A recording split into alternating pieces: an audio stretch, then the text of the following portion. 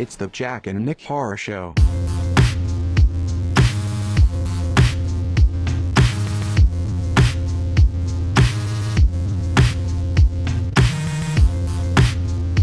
Hi, Jim.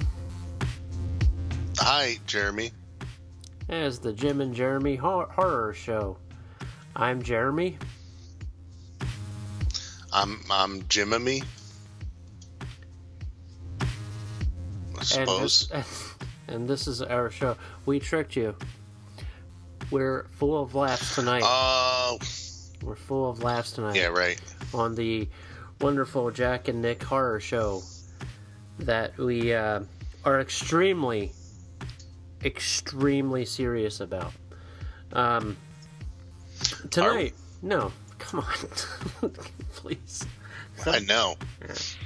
I do have to shave, though. I'm starting to look like all the other podcasters. Jesus. Really? Yeah, the guy ones, not the Do girl podcasters not shave? A lot of them do not. This is like a thing I never heard of. Yeah, they all have the neck beards. We've been through this before. I haven't shaved for a month and a half. Okay. Yeah, I'm the same way. I just haven't had a moment to want to. My girlfriend's been away, so it's time to look like Bozo the Clown. I'm Jack. That's Nick. We're doing a show tonight. Today, whatever. We're doing Three from Hell, the new Rob Zombie movie, and then we're gonna catch up and talk about some movies that we have seen and stuff and things. And then we don't just say, "Hey, I watched a movie. Cool, awesome." We kind of discuss it a little bit, if we liked it or disliked it, and the like. So, shall we go to movie of the week first, or do you want me to tell a story? What do you want, Nick? I don't know. Do you have any stories to tell? I really have zero stories. I'm not a story guy right now. I don't have any near-death experiences this week, but cool. I did cut a hole in my wall for my projector. Oh. Did you hear about that one? I learned about projectors. No, but I did learn about projectors today, so. You did? Oh. Well, I'm not going to tell you, like, why. Oh, okay. Yeah, please don't. It's boring. No stories. My story's boring, too. So I had to upgrade my projector because my other one's bulb started to go. Like, it's, like, kind of in and out. Mm-hmm. And it still works, so I'm just going to save it for outdoor screenings if I need to.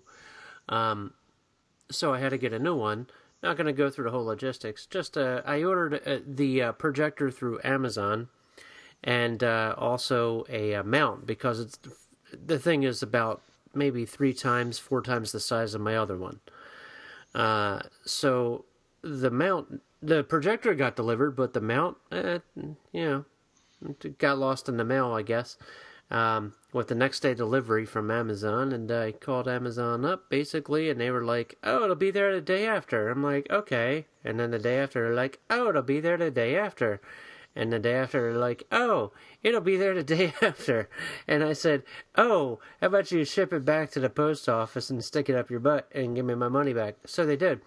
And I went to Ace Hardware and built a little shelf. And, my setup where the projector is above our heads.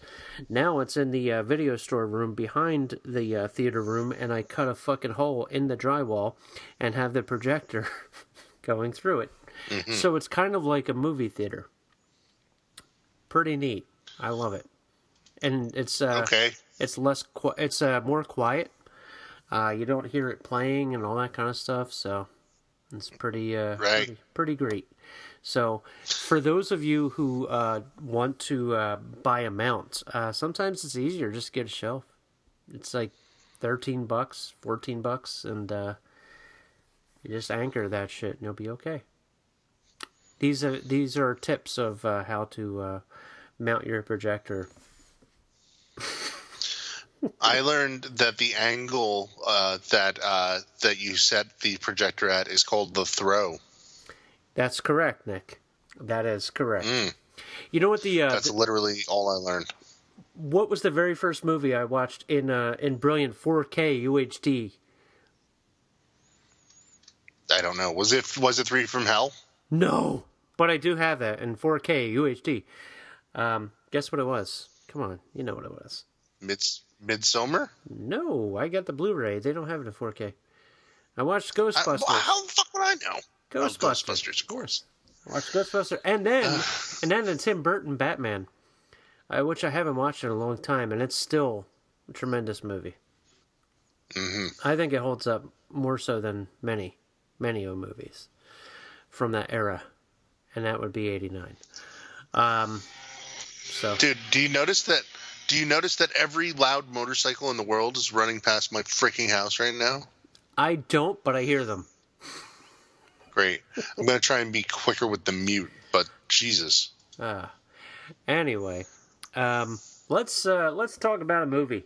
Let's talk about horror stuff. Oh, cool. Yeah. All right. Right.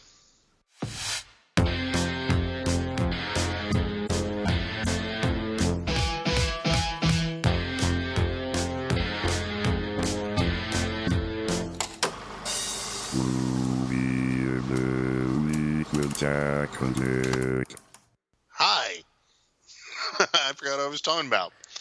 Oh yeah, 3 from Hell. So Jack finally saw 3 from Hell. I saw it a couple of months ago. What is 3 from Hell, you're asking yourself? That is a Rob Zombie film. This being the third in the Devil's Rejects series, which the first was House of a Thousand Corpses, then Devil's Rejects, and now 3 from Hell. It's directed by Rob Zombie, written by Rob Zombie, produced probably by Rob Zombie. And it stars Bill Moseley and Sherry Moon Zombie, which, she's in every movie he makes. And also my favorite actor in the world, Richard Brake. And Sid Haig is in one scene. And then there's a bunch of other people. Some of the names you'll know, some of them you won't. Most of them you probably won't. I forgot their names. Danny Trejo's in a scene, right? And so this story follows after the Devil's Rejects, when the trio of the survivors of the House of a Thousand Corpses, which is Bill Moseley, Sid Haig, and Sherry Moon Zombie, are seemingly killed at the end of that movie, but Rob Zombie waited, 10 years, 7, 12 years, I don't know, to tell us, no, they actually didn't die. They lived and went to jail, and they became famous outlaws in America, because that's what people did in the 70s to satanic outlaw killers. And at least in Rob Zombie's cinematic universe. And this movie is about them getting out of jail and going on another murder spree. And that's pretty much the plot of the movie. And there's not too much to spoil. I do think surprising things happen in this movie. It's almost like 2 movies at once, because you get the story of them getting out of jail and then escaping to Mexico, where things get terrible. And that doesn't really spoil anything, because the stuff that happens, I would not have foreseen at all at the beginning of the movie.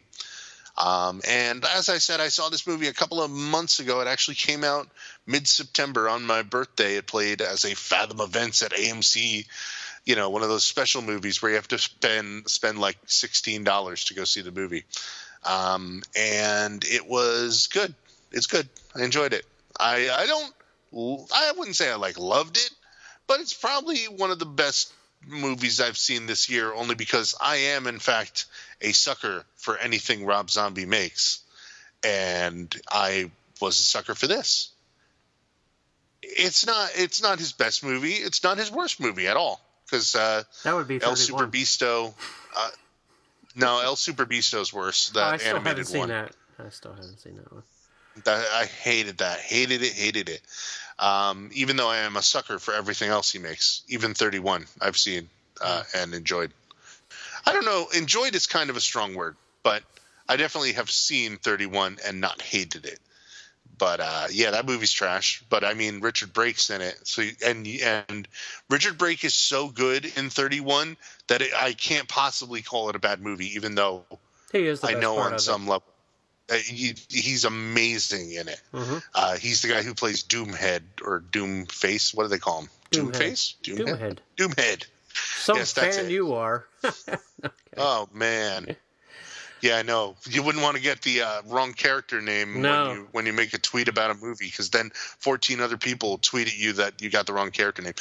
So anyway, I enjoyed this movie. I think it is probably the weakest of the three movies in the series. That brings up something that just came to my head, and you're going to be really impressed with this thought. I have a comparison to make, and you're going to agree 100% with me. Is it going to come out of your mouth now? Yes. If you wanted to. Do you want it to? Go ahead. Go for it. Okay. Robert Rodriguez's trilogy of El Mariachi, Desperado, and Once Upon a Time in Mexico. It's the same exact format. First one is rough around the edges, kind of cheaply made. And then Desperado comes out. Devil's Rejects comes out. Big, beautiful, bodacious. Mm-hmm. Right? And then Once Upon a Time in Mexico comes out. And it's like, it kind of doesn't feel like either of those movies, but it kind of does. But then it kind of falls apart. But that's okay. It's the same exact, in a sense. I would also compare it to the Dark, and this is what came to mind for me at least, was the Dark Knight trilogy, where Batman Begins is one type of movie, and then the Dark Knight is like this excellent second piece that transcends it, right? And then the third piece is kind of not like the other two, but has elements of it, but is not the same type of movie or as good as the other two. You know what I mean? It's kind of like the Star Wars trilogy. All right, so it's basically like every trilogy ever, where the third one is kind of the same, but not. Let's talk about RoboCop. No, but, you know. No. Actually, RoboCop 3 sucks comparatively, so yes. Never mind. Okay. I have some thoughts about it. Well, let me just make sure I was done. Yes, please. I wasn't sure. I'm done. I'm done. I know you're done. I enjoyed it, and we'll talk more about it as we go. Okay. I enjoyed it as well. It is the least of the three favorite, but, you know, it's just, I have a very strong, deep down feeling that, he kind of did this too late. Like, he should have not made 31 yet. He should have made this when he made 31 instead. The reason I say this is I think he wanted to go in a different direction with it, with the three, including Sid Haig. And when the filming started, and then he realized that Sid Haig was not doing well, and he was not keen and happy about it, he was like, shit, what do we do now? And it was like a quick rewrite. Let's get the Awesome Break in here, which he's good in it. Actually kind of great in it, but it just it kind of felt like a little lost without Sid Haig in it compared to the other two movies. Right, and I mean, even the one scene Sid Haig is in, it just doesn't. It feels like they just sat him down and said, "Read these lines," you know. And it made me almost kind of sad because I was like, "Oh yeah, this ain't, you know, he ain't good." And then obviously he died, so right, and it's freaking terrible. And Sherry Moon Zombie, I was, you know, the first two movies she mooned, this one she didn't. I'm like, what's going on with her? Her butt got too old, just like her. I guess. I don't know. But it has some decent stuff in it, but it kind of feels like kind of lost. But it also feels like a cool Western in a way too. With like a big showdown at the end, which is pretty cool, and I enjoyed it. That's where I am on it. Like, I'm just like, it was good. You know? I'm not like, oh my god, you gotta watch it. There Right. is That's okay. really close to how I feel. I just wanted Yeah. to say that. Sorry. No, Continue. no, that's fine. There's one thing though. I think that if this is out of his system now, like this whole entire Firefly family and all, it's all out of the way. I think it would be cool for him to do something completely different, kind of like what he wanted to do with the Broad Street Bully movie. I think that would be a good step in the right direction for him, but that's just my terrible opinion.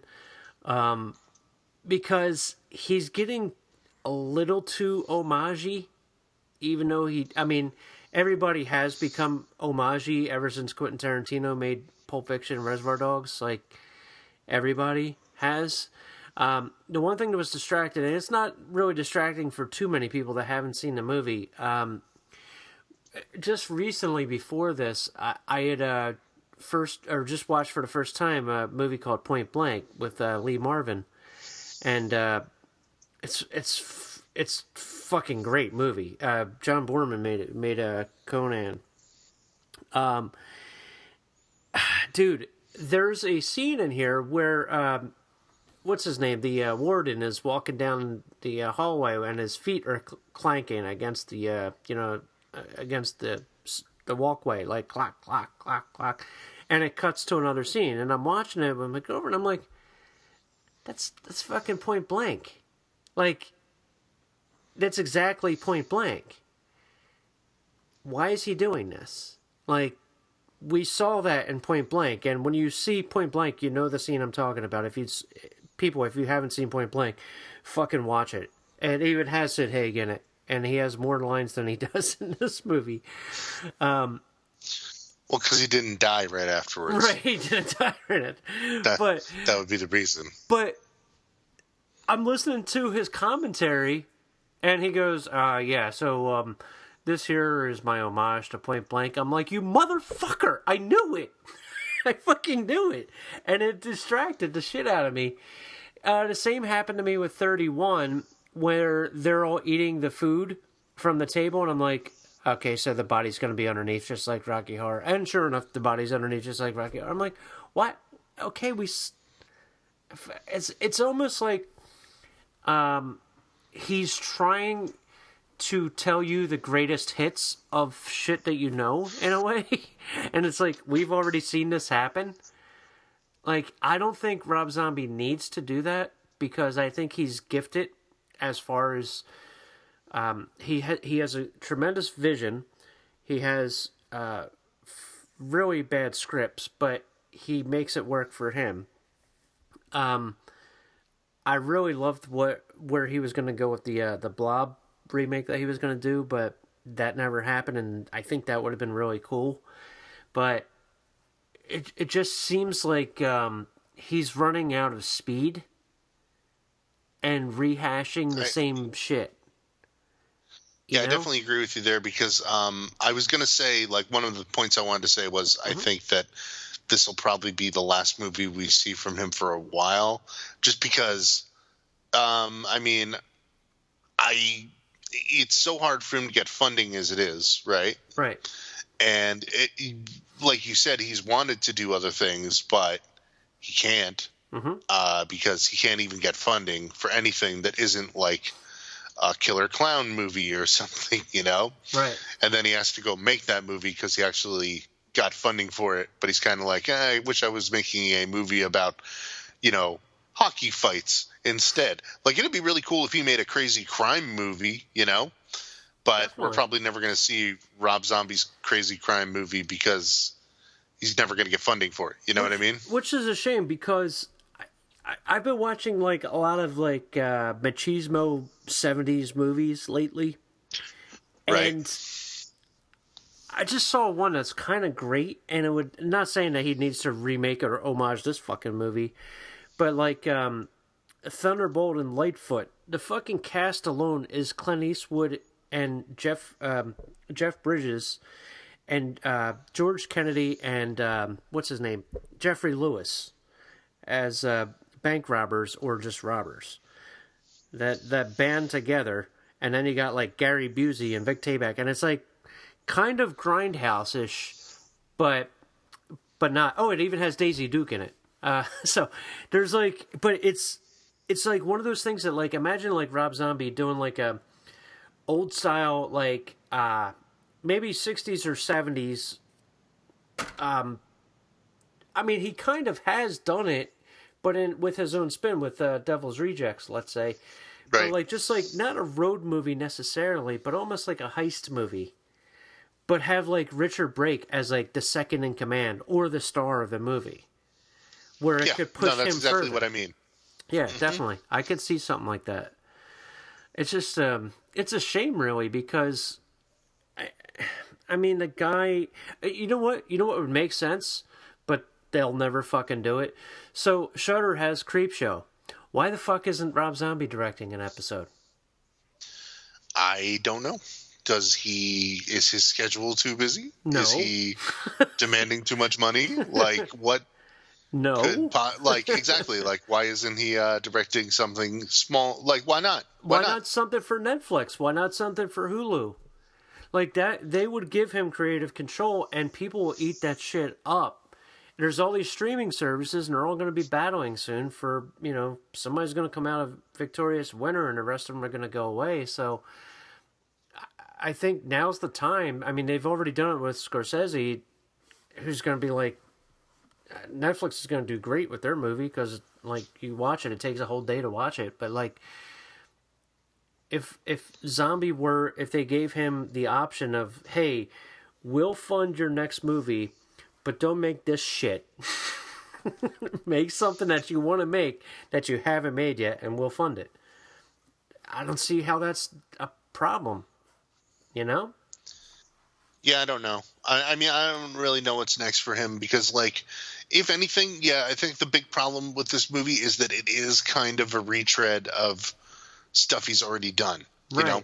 And I mean, not even a retread. Like, there's plenty of original stuff in here. If you like Rob Zombie movies, you're going to like this. If you hate Rob Zombie movies, you're going to hate this, you know?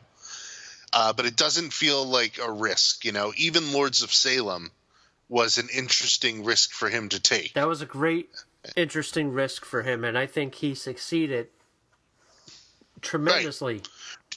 Dude, if Lords of Salem came out in 1973, people would talk about it like it was a crazy classic. People would be just like Satanico Pandemonium. They would be doing the same shit. They'd be like, this is the greatest fucking movie. And it would be like Suspiria today. If it weren't Rob Zombie that made it, if it were like Lucio Fulci or something like that, people would be like, oh my god, this is the greatest fucking movie. And if he had made, like, let's say Lucio Fulci's The Beyond today, they'd be like, oh my god, The Beyond is bullshit. Did you see that junk? It's the same shit. It's the same shit. Excuse me, I was laughing and coughing at the same time. But yeah, like if he made Reanimator, let's say, they call that caffeine. People would. Right, they'd be like, this is a disgusting movie with heads talking and, oh, typical Rob Zombie, the heads are having sex with people, like, that, but that is Reanimator, and that's, like, a wonderful fucking movie. It pisses me off. That's why I can understand and appreciate what Rob Zombie does, because he's into the old monster movies and grindhouse dirt and grime. Like, I get that. Yeah. I really do, and I think it's cool that he's doing that. You know, you get movies like Psycho from Texas and shit, and you put it on, you're like, I can see where Rob Zombie would appreciate this, you know? The Point Blank thing really threw me the fuck off, though, because it has nothing to do with this movie at all. It's almost like pulling something from like Stroker Ace and putting it in like a fucking Nightmare on Elm Street. But at any rate, I feel like we're talking a little bit too much around Rob Zombie analysis here, and not enough about the movie. Sorry, but no, I mean it perfectly makes sense because it does make sense to the movie. He's like a person. I mean, he is not just a rock star director; he's a rock star. You have to talk about him like when you talk about his movies, no matter what.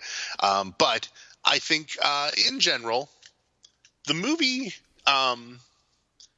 Like it has like a weird through line to it, story wise, where, like I said, it feels very much like you're being told two stories at once very quickly. Right. Each one kind of gets told sort of quickly, is what I mean. Like it felt like the movie was about to end halfway through the movie, and I was like, wait a minute, what's going to happen next? You know, but it's still not a bad thing. I kind of wish that they had given, Richard Brake more like of kind of like he just like shows up, and they're like, oh yeah, he's a cousin.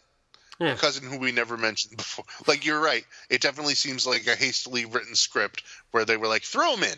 Put him right here. You know? Give him the baton. He was great. He was great in 31. Let's put him in this. Oh, yeah, it's a great idea. Right. Richard's great. We'll get him. Hey, Richard. Yeah, man. Just, like, improvise this shit. You're good. Right. You know, that's what. And I kind of thought, well, I mean, back in the development of the movie, I thought that he was going to be pursuing them or something. Right. I thought he was going to be one of the bounty hunters or something. Yeah. Which, yeah, I mean, like you could say anything. Richard Brake as X, and it's like, oh man, he'd be so good at that. Because Richard Brake, if you don't know who he is, he was the. You do know who he is because you've probably seen Game of Thrones, and he was the first Night's King. He has an imposing look about him like he did when he played the Night King.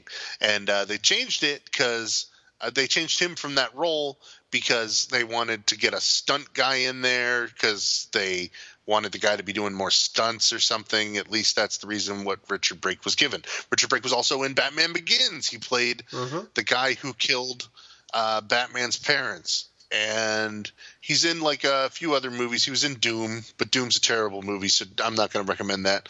And if you just watch on YouTube, just look it up, Doomhead monologue from 31, and just watch that part. You will see the greatest scene in all of 31 and then not have to watch that movie. And that's Richard Brake. And I said, that man should play like everything. Like the Joker, Richard Brake. Whatever. Anything, Richard Brake. So I'm happy he was in this movie. I kind of wish his role was more interesting than kind of like Little Otis, you know? But Richard Brake is like an amalgamation of Jack Nicholson and Peter Weller in one. Yeah, totally. Weirdly. That's weirdly correct, yes. But Sheri Moon Zombie's in this movie playing the same role as she has twice before, and she's okay at it, but it kind of feels weird now that she's getting older and kind of like mom aged, and like the character seems weirder to see this character still, and especially like, I mean, like obviously Baby Firefly is kind of similar to seeing Harley Quinn, right? Yeah, the same. And in a way, and in Suicide Squad, we saw kind of a good Harley Quinn, if nothing else. And it's almost weird to then go back to Sheri Moon Zombie playing a Harley Quinn type character, except 10 to 15 years older. You know what I mean? Yeah. It's kind of weird. Not that I don't like Sheri Moon Zombie, but I kind of liked her in like the other movies playing like,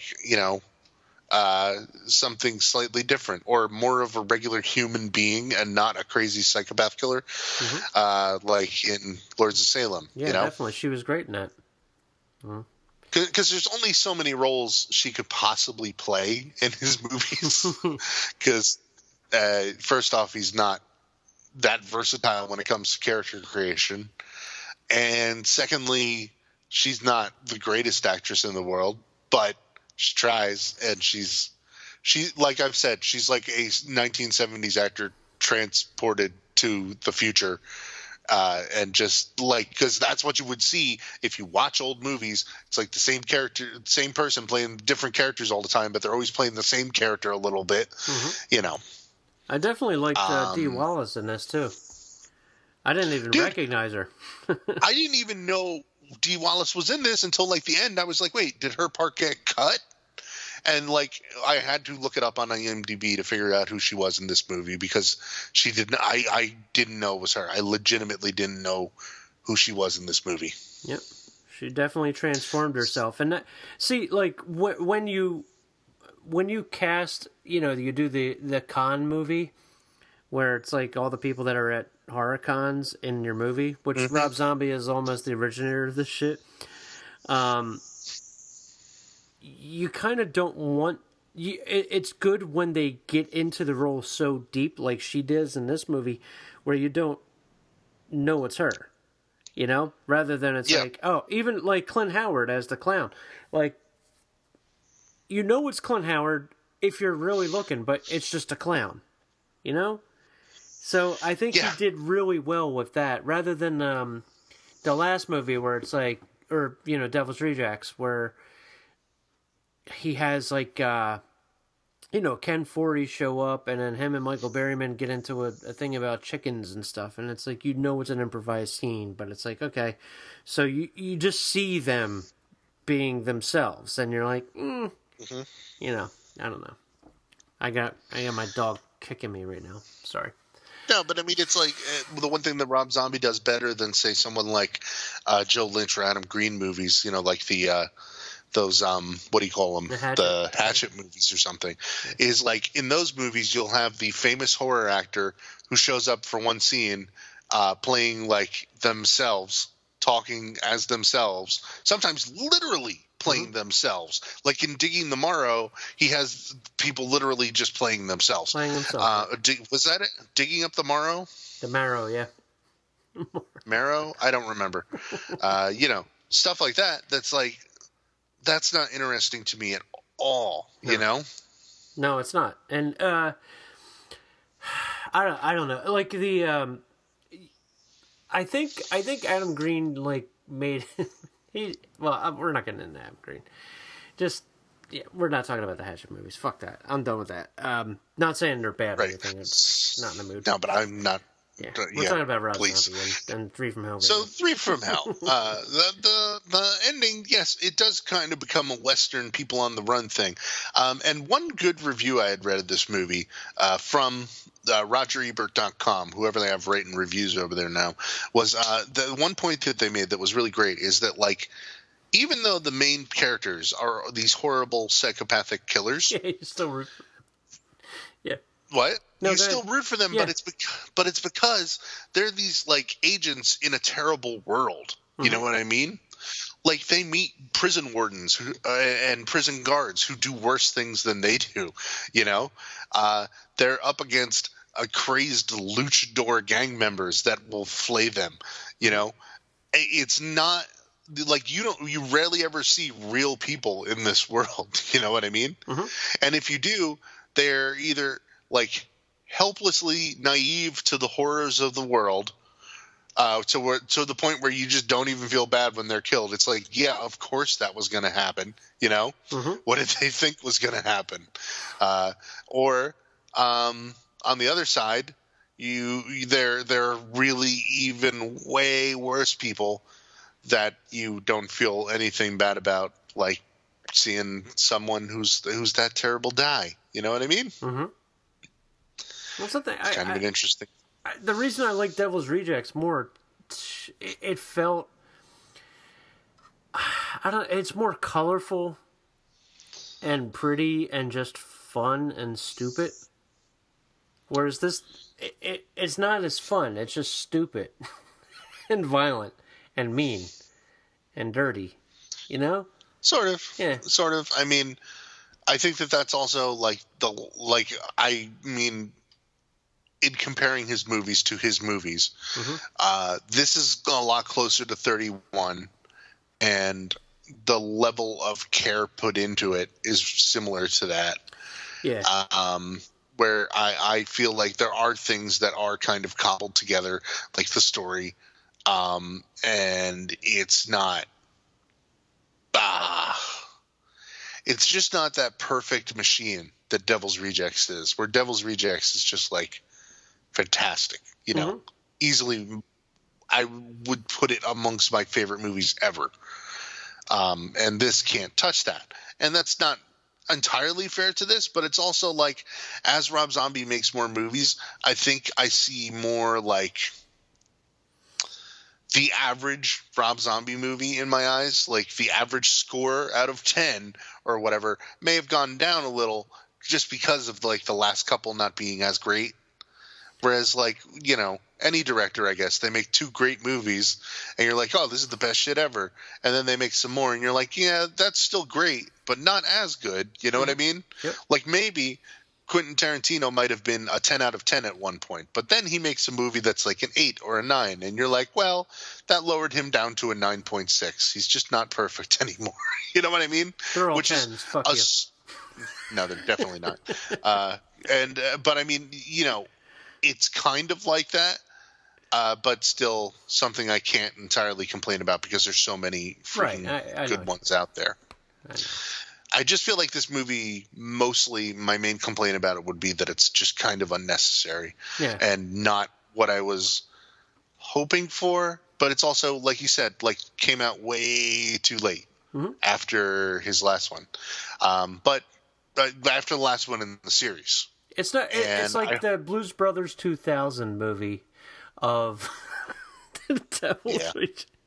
It's like John Belushi's dead, but here's John Goodman. Right. Okay. And now I'm getting a little sad talking about it, but I still enjoyed this movie. I just it's the Dark Knight Rises of the trilogy, or the Once Upon a Time in Mexico of the trilogy, or the Godfather 3. No, it's not quite that bad. Godfather it's 3 not is the a good fucking movie. People dog that movie. But though. compared to the other ones, it's of so course. low. Yeah. Well, it's not as big a drop off, is what I'm saying. Nah. But It's people not the dog that. RoboCop 3, okay? No. They didn't put a RoboCop 3 jetpack is- and a samurai and all that shit in. Yeah. So, Poor Fred Decker. good movie. If you like Rob Zombie movies, check it out. If you don't, just skip it. Listen to our next episode if it's out. Yeah. Do that. No, wait. Listen to us talk about like 5 more movies after this. Yes. we Do got you have movies. anything else you'd like to add about this movie, or No. do you think we said it? I mean, it's honestly, whoever's listening, if you're a fan, watch it, and you'll like it. If you're not a fan, don't fucking watch it. Skip to the next Right. part. It's- Like I said, this will probably still be one of my favorite movies of the year. Yeah. Just because I'm a sucker for him. we'll find out soon enough, like in a month or so. Oh, hey, let's plug that. Mm-hmm. So yeah, maybe next episode or the next episode after that, we're gonna do our top 5 bottom 1 movies of the year, right? Mm-hmm. Well, And then after Yes. that, what comes after that? You want to say it? well, You want to say what comes after that? well, no, but we do have a special, another special thing coming around Christmas. We got that. Yeah. And then, Right. But I'm thinking I'm the saying other thing you're after talking that. about, the major one. I'm thinking, do you think before January 1st or our tradition after? Definitely after, probably knowing us, March. probably February 1st. Yeah. So that will be the episode that I've been waiting my whole life to record, which is going to be the best movies of the decade. Top, I don't know, top 10, bottom 5 maybe, and we'll be asking you your opinions too, so be keeping an eye on our Facebook and Twitter feeds for that, okay? Right. Yeah, Oh my God. I'm really excited about the Christmas one. That's going to be a nice little Right. gift. I can't forget that. Oh yeah, if you people, if you guys enjoyed our commentary episode that we did, let us know. Give us some feedback if you like it and want us to do more, or we'll just do them anyway. We'll do whatever we want. That's Yeah, how even this if you show don't is. like it. Yeah. Even if you don't like it, we're probably doing more Yep. soon. Yeah, so Wink. take that. But we're okay. So let's play some ketchup and mustard, and I'll get the wieners and rolls, and we'll be good to go. Cat soup?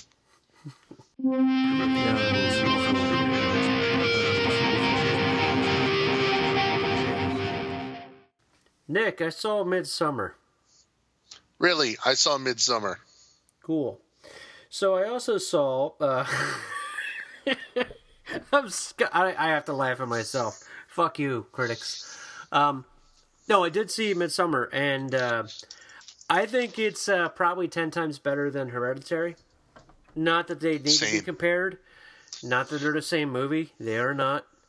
But Definitely not. it really, it's hard to say. It really felt like you were on a trip with people. Like, it felt real. You know what I Right. mean? Like, Yep. the characters in the movie felt like real hipsters. Like, these are people that you Oh, no, would see yeah. in a coffee bar or something. And they're all going, guys, we're going to go to Sweden, and we're going to go to retreat. And I'm going to write my thesis. I'm going to write a thesis, too.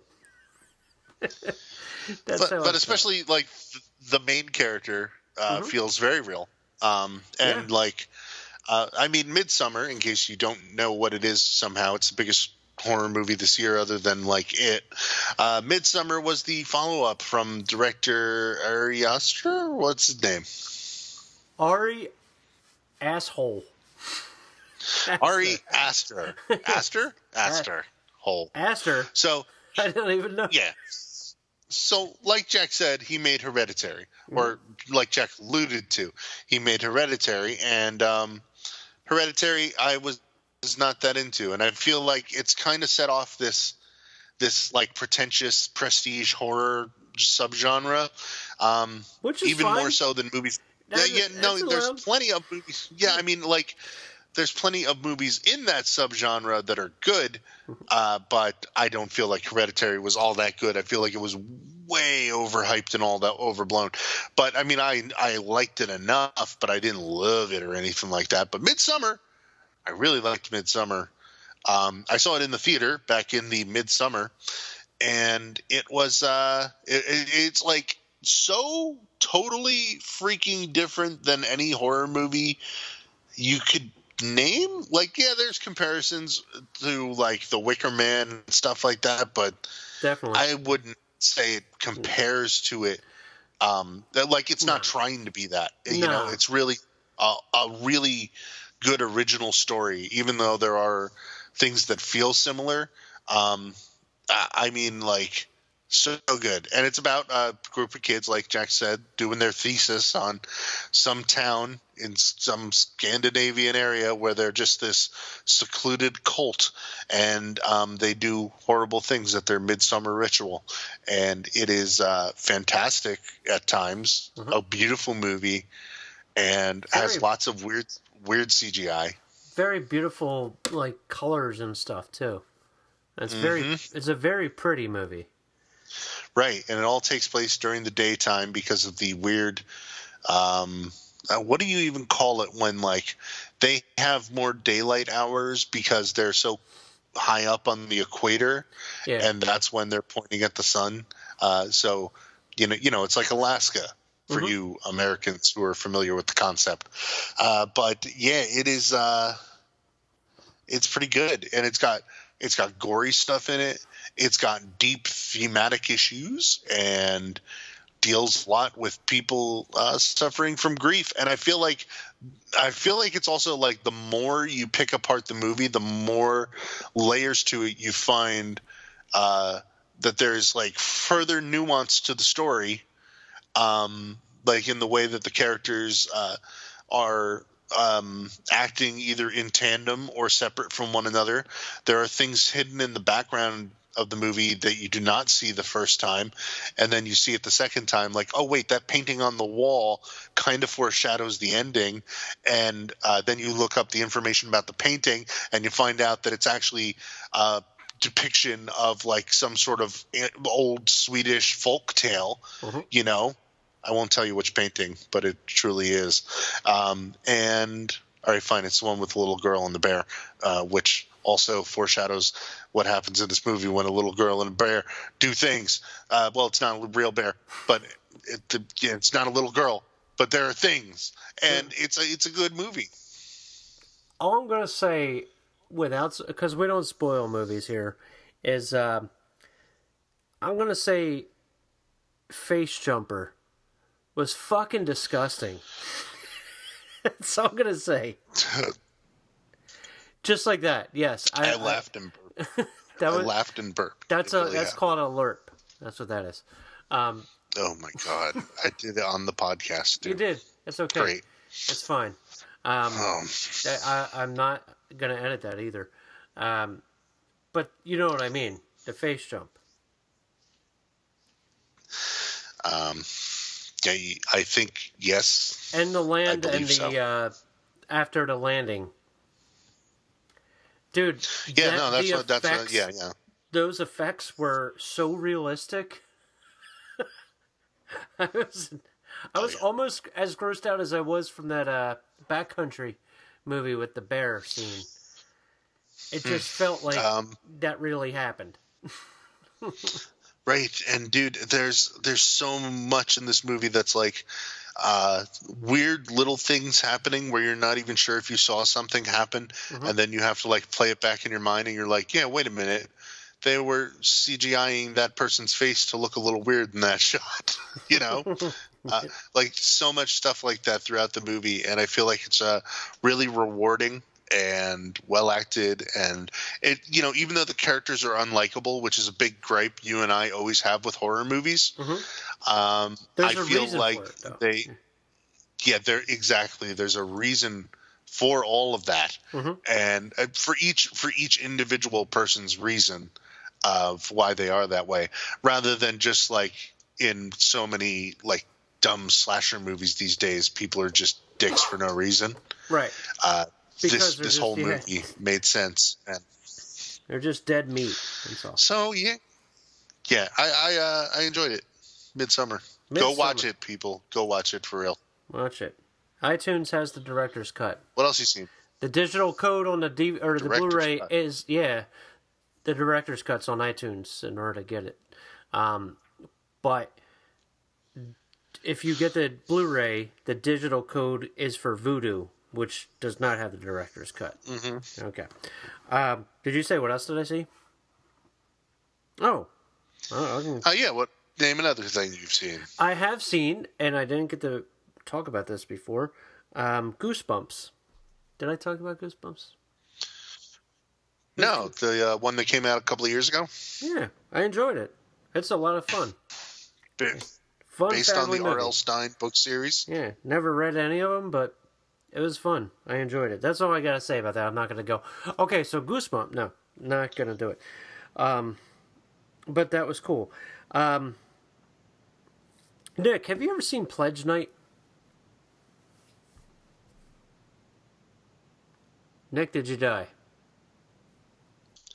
Oh, I was on mute because I coughed. Oh, okay. No, I never saw Pledge Night. Okay. Do you know who the killer is in Pledge Night? Have you heard of it before? No. Is it the Dean? Joey Belladonna? No. He's from Anthrax. He's the killer in Pledge Night. So this is a movie from the 80s? Yes, it's an 80s slasher movie. I used to have like a VHS rip years ago, and that's basically what I do. See, my thing is, I've said this before, but I'll say it again. If a movie does not exist on DVD or Blu-ray, there's got to be a way for me to see it, because I'm a slasher fanatic, so even if it sucks, I'm going to buy it. But if it's not available and there's VHS rip, I'm going to watch the VHS rip or get it from the VHPS people. However, Vinegar Syndrome just released a bunch of flicks. Some of them I'll talk about with you, because I got to talk to you about some of this. When Pledge Night is one of them. It's one of those slasher movies that feels extremely cheap. It's all guys that get killed for the most part. Fraternity. It's like a fraternity prank goes wrong and then a guy kills all the fraternity brothers. But the gore and effects in it are great. And yeah, dude from Anthrax is the killer. There's that. Mm-hmm. So, Nick, there's one that I got though. It's called, I'm going to mispronounce it, but there's, what is it, Secta Sinistra, or Sinistra, which is also known as Bloody Sect. Imagine a telenovela, but horror. You had me at telenovela. But like the music in it sounds like a fucking soap opera. like the old soap Yeah. opera, like the little pipe organ. The only thing, there's one major negative I'm going to give this movie, and it's they kill a frog in it, like a real frog, and they just stab it repeatedly, and it's fucking depressing. And I wanted to, Yeah. I just fucking hate seeing that shit, but Right. that's those Spanish people for you in Spain.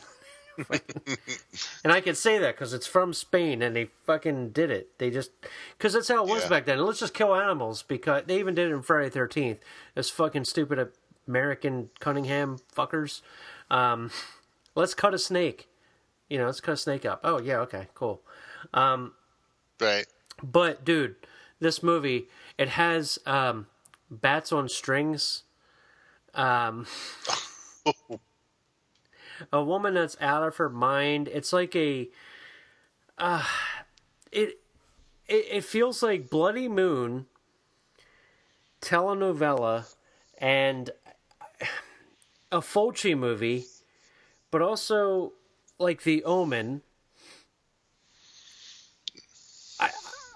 I can't even describe it. It's one of the best, worst movies I've ever seen.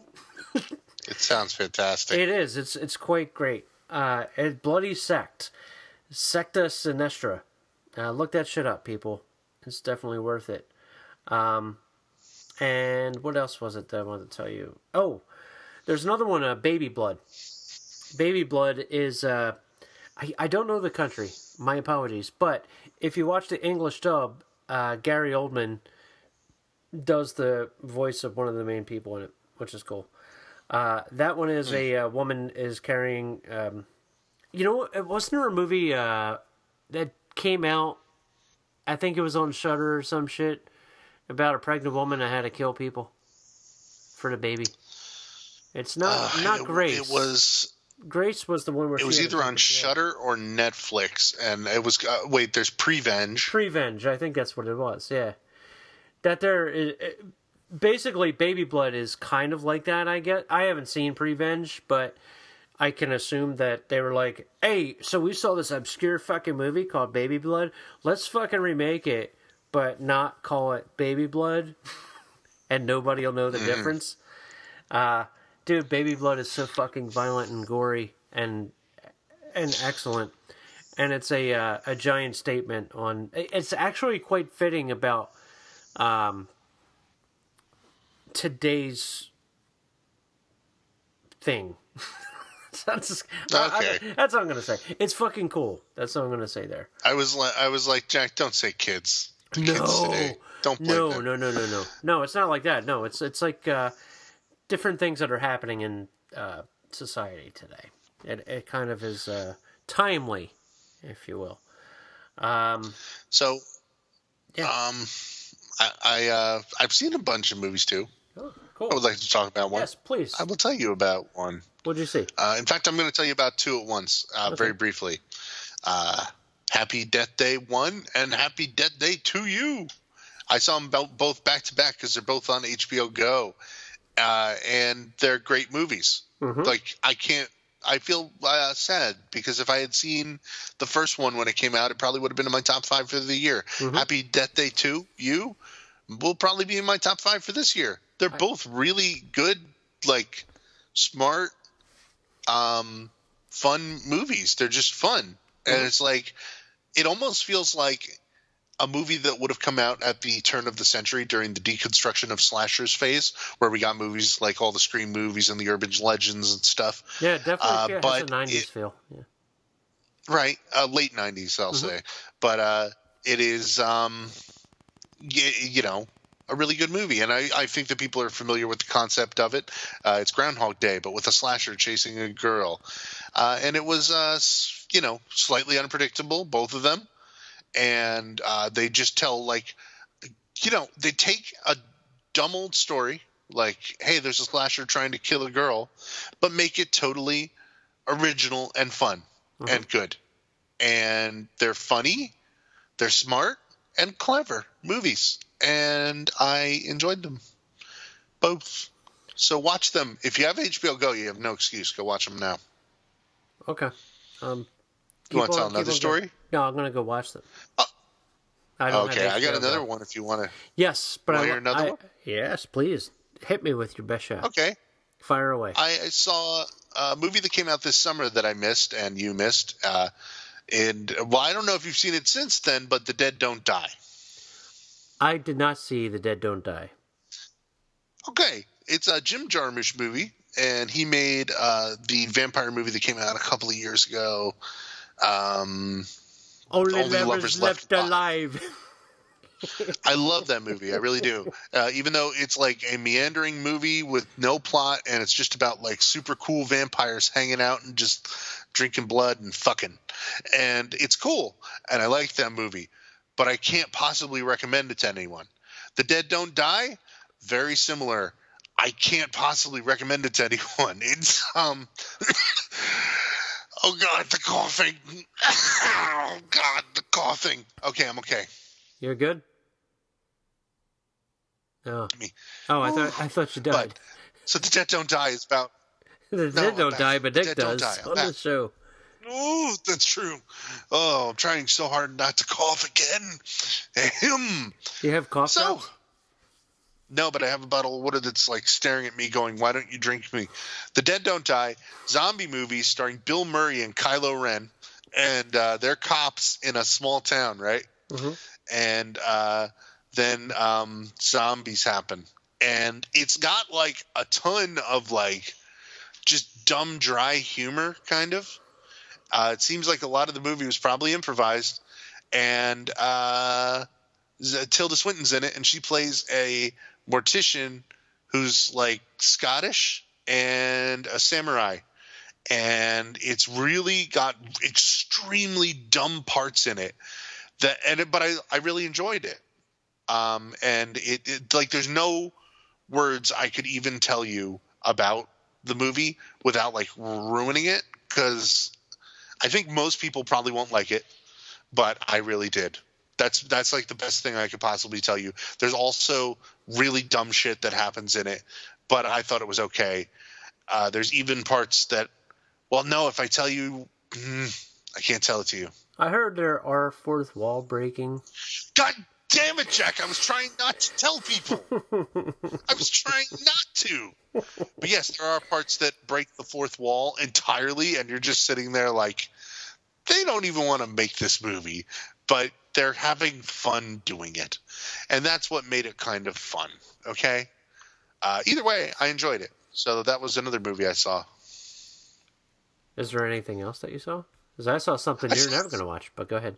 Okay, I saw Satanic Panic, and I think I mentioned it on a previous episode, so I'm just going to say it was okay. Not great, but totally new, totally clever, totally different. I can't remember if I mentioned it on the Child's Play episode or not, but I might have, so go listen to that episode for a bigger review. Go! I watched Crawl. I'm never fucking watching that movie. You know why? I know why. Man. But Yeah. there's a reason that this shit is happening with fucking alligators, and it's all about the fucking hurricane. She goes there to see her dad, and she can't find her dad. Her dad's stuck in the crawl space because an alligator tried to kill the motherfucker. And then as she goes down there, the giant storm comes, water comes in, alligators come in, and craziness ensues. It's a fun, stupid movie. Alexander Aja made it, which even makes it even better. The alligators in it are kind of wonky CGI, but that's okay. It's fine with me. Whatever.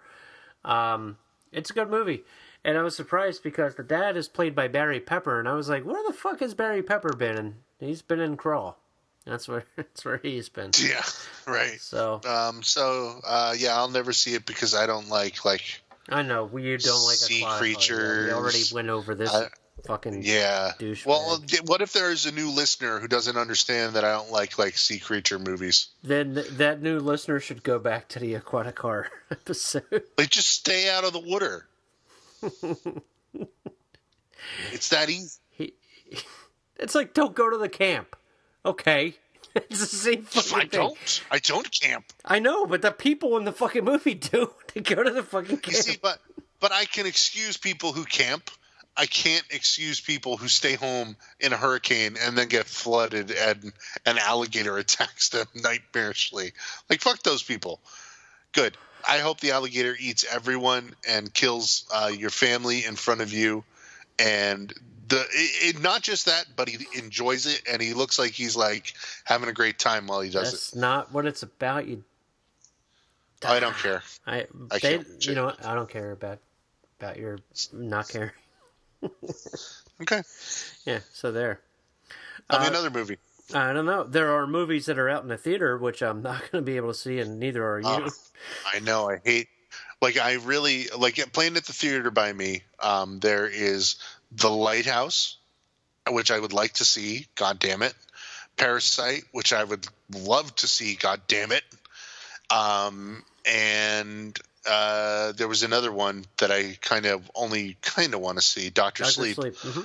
If you don't know what these movies are, just go watch the trailers. We can't talk about them yet because we haven't seen them. Yeah. We haven't seen them. We'll probably see them before the end of the year. Well, not Dr. Sleep. We'll probably see that after the new year. So, one horror movie I did see, but I'm waiting for you to see it too, so we can have like probably an episode on it. Is One Cut of the Dead. Oh yeah, I still haven't watched it. I was going to the other day, and I'm like, tired. Loved it. I just got to be in the mood. I'm not saying that I'm sure it's a good movie. I just have to be in the mood to sit there and go, yes, I am down for subtitles tonight.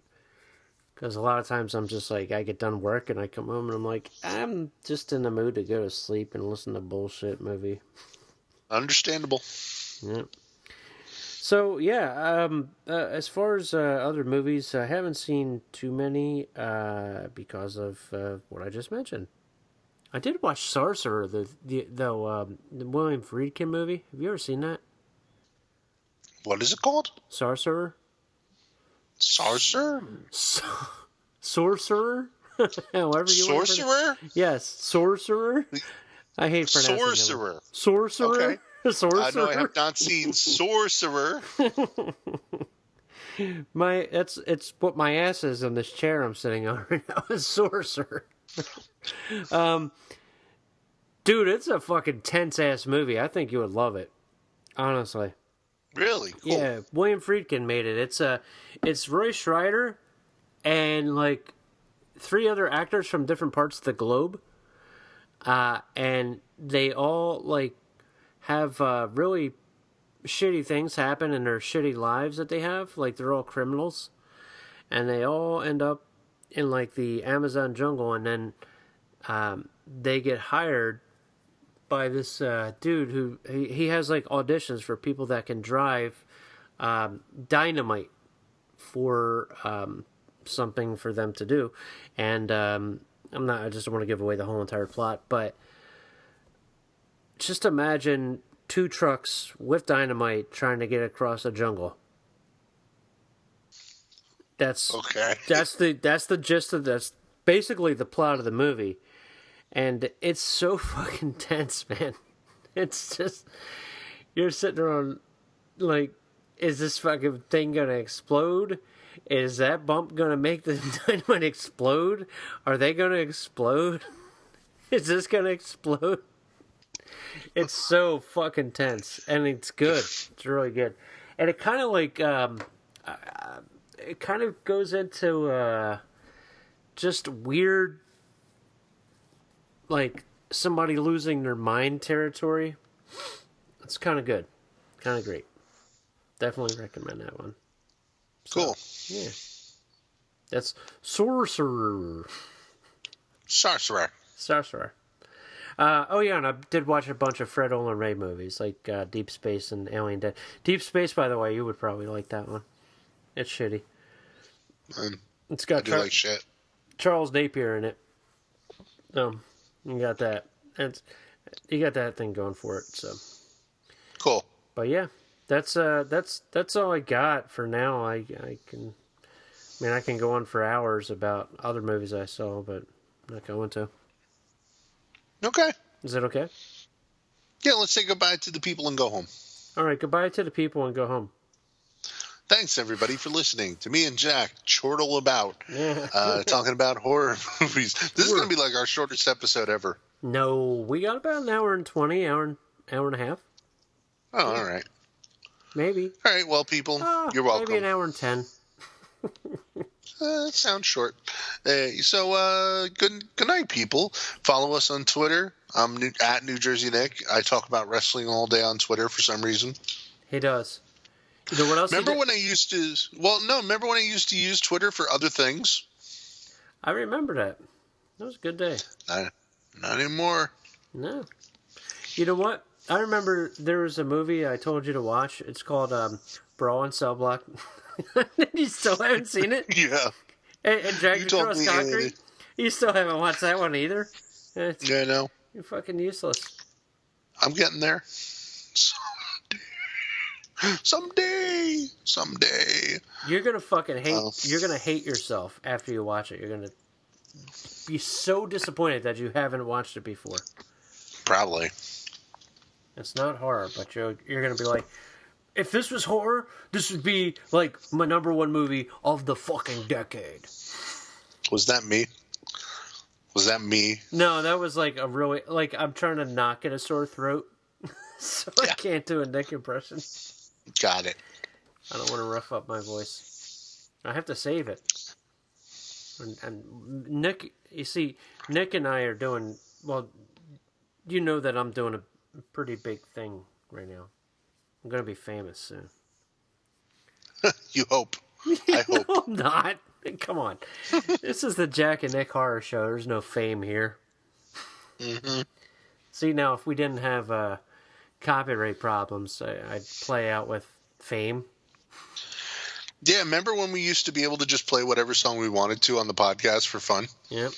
Man, did YouTube ever ruin that? And also Spotify and also Libsyn and all the other people who monitor us for copyright infringement? I remember those days. I remember the days of just doing a show and having fun. Oh, wait, we do that now. You know what? Should we pull back the curtain real quick and tell people why we have the Jack and Nick show? Because motherfuckers couldn't show up one time? Nah, nobody cares about that anymore. Yeah, no. That was a long time ago. But that's how we started this. It was because we were sitting there waiting and waiting. 9 o'clock start, and then 9:30 rolled around, 9:45, 10 o'clock. Let's go. Hang on, I gotta mess with my levels. Hang on, let me mess with this microphone. Hang on. Yeah. I have to. Now it's 10:14, and we're like, go home. Yeah. Take the show home, everybody. Yeah, 10:14, and so yeah. So you're welcome for that, people. And good night. We'll talk to you next time about what movie? We don't know yet. Because we haven't. We might do one for Turkey Day. You know what? We might do turkeys again. Might get all negative on your asses. We'll see you in February when our next episode finally comes out. We'll see you in 2020. Good show. Is that still on the air? What do you mean on the air? 2020. Is that still a show? Oh, I have no fucking idea. I don't watch regular TV. Me neither. All right. Good night, Nick. Bye. Sexual. Boo.